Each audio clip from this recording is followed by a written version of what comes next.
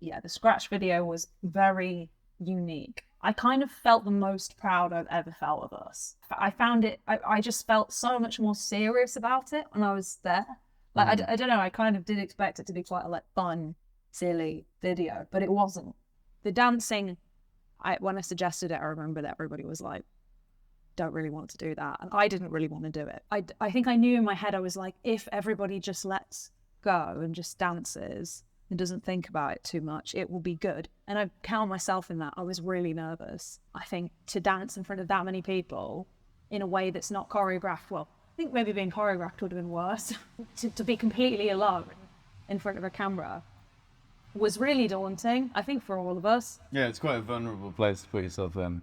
It's funny how like you can have a song that is a consistent rhythm and we all dance to it in completely different ways. We all pick out like different beats that we want to. Kasper came in with just solid daddy energy. Kasper was like magic miking up. He was.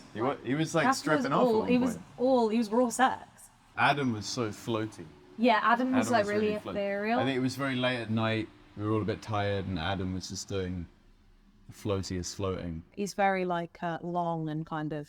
We do call him the longest guy because he takes ages in service stations. But his longness pays off sometimes, and it did. We use his longness. We use every last drop of his longness. Yeah. I feel like I was just kind of I was a bit like angular and charactery. I felt kind of like I was in New York in the 80s and what I was wearing, and so I was like, oh, I want it to be like a drag ball or something. I really wanted to Vogue, but I can't Vogue. Like, the idea for the future selves kind of started as like a funny joke. When we actually turned up to shoot it and doing those dances and then seeing them do it, it was actually just really touching. Yeah, it wasn't really funny. No. It didn't feel funny in the moment at all. It felt like really amazing that people were just putting themselves out there like that for the sake of this video and being so professional. And they found some pretty uncanny future versions of ourselves. And it was really strange meeting them. Seeing what things are going to look like. Yeah. And actually I was really pleased. I wouldn't be unhappy if I looked like that at his age. Yeah. And he handled the dancing really well.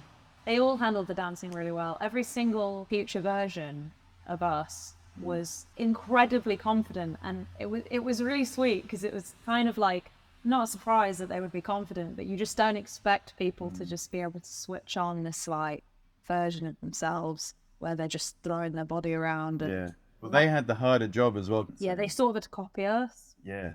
Whereas we were just doing what we would naturally do. But your future self, Corinne, was... She's actually a Zumba enthusiast, I think. Or she done salsa dance. Salsa dancing, that was it. She led with the hips. Yeah. And everybody was just like blown away by her, really. She was so good. They all pulled out of the bag. Duncan, I especially loved. He was future Adam. Future Adam, and he really smashed it. And it was really late at that point. Yeah. We shot it all in one night, and I don't know, it was about 1:30 in the morning when Duncan was doing that.